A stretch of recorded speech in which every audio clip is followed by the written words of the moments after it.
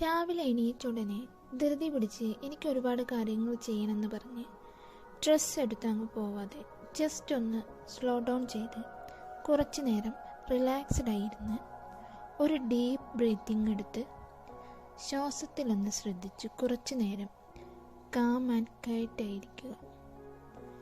അതിനുശേഷം മാത്രം മറ്റു കാര്യങ്ങളോട്ട് പോവാൻ ശ്രമിക്കാം. രാവിലെ എണീറ്റുടനെയുള്ള ആ സമയം അത് വളരെ ഇമ്പോർട്ടൻ്റ് ആയ സമയമാണ്. ആ സമയം നിങ്ങൾക്ക് വേണ്ടി കുറച്ച് നേരം മാറ്റി വയ്ക്കണം.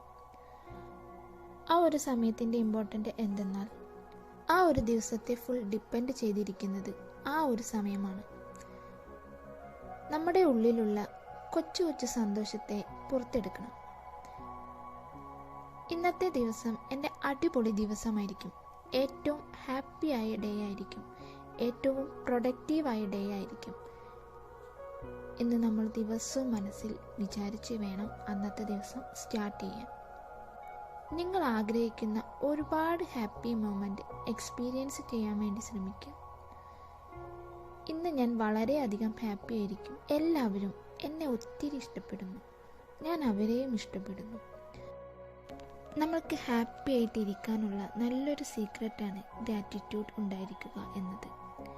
രാവിലെ തന്നെ നമുക്ക് താങ്ക്ഫുൾ ആയിട്ടുള്ള കാര്യങ്ങളൊക്കെ ഓർത്തെടുത്ത് നമുക്ക് ഉള്ളതിൽ തൃപ്തിപ്പെട്ട് നമുക്ക് ഉള്ളതിൻ്റെ ഹാപ്പിനെസ് ആസ്വദിച്ചുകൊണ്ട് നമ്മളുടെ ഡേ തുടങ്ങാനായിട്ട് ശ്രദ്ധിക്കണം. എൻ്റെ ഓരോ ദിവസവും ബെസ്റ്റായിക്കൊണ്ടേയിരിക്കുന്നു. ഞാൻ ഇന്ന് എൻ്റെ വർക്ക് വളരെ നന്നായി തന്നെ പ്രസൻറ്റ് ചെയ്യും. ഞാൻ ആഗ്രഹിക്കുന്ന കാര്യങ്ങളെല്ലാം ഞാൻ ഇന്ന് ചെയ്യും.